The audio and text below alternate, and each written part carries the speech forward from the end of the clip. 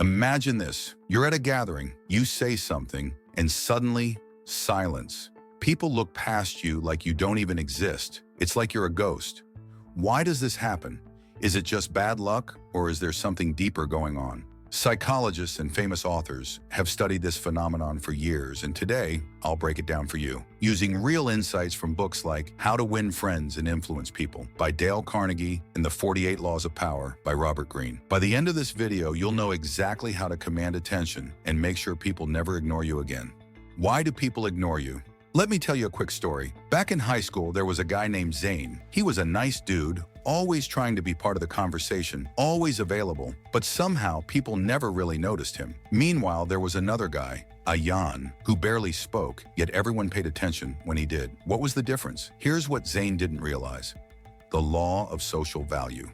People subconsciously categorize others into valuable or not valuable. If they don't see you adding something interesting, be it humor, knowledge, or confidence, they tune you out. Dale Carnegie, in How to Win Friends and Influence People, talks about how people naturally gravitate toward those who make them feel engaged and intrigued. If you're just there without offering anything new, you become invisible.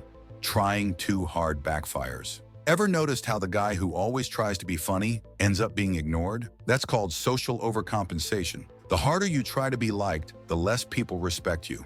Robert Greene in The Laws of Human Nature explains that confidence comes from within, not from seeking validation. If people sense you're desperate for approval, they instinctively push you away. Body language screams louder than words. Zane would slouch, avoid eye contact, and hesitate before speaking. Meanwhile, Allan sat straight, spoke calmly, and took his time responding. People naturally paid attention to him. There's an entire book on this. The Definitive Book of Body Language by Allan and Pease. It explains how simple adjustments in posture and gestures can change the way people perceive you. Being too available equals being invisible. Zane replied instantly to every message, laughed at every joke, and was always around.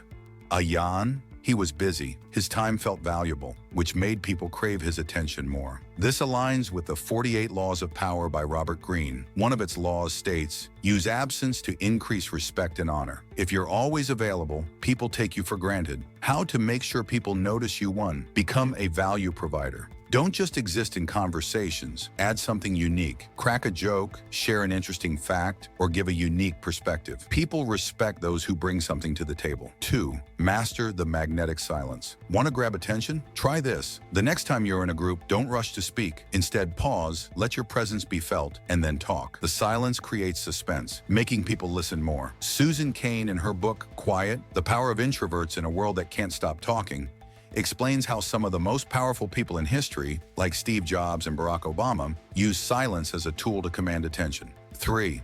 Body language is your secret weapon. Stand tall, slow down your speech, and make eye contact. When you walk into a room, own the space. Imagine you're already someone important. People will start treating you like one.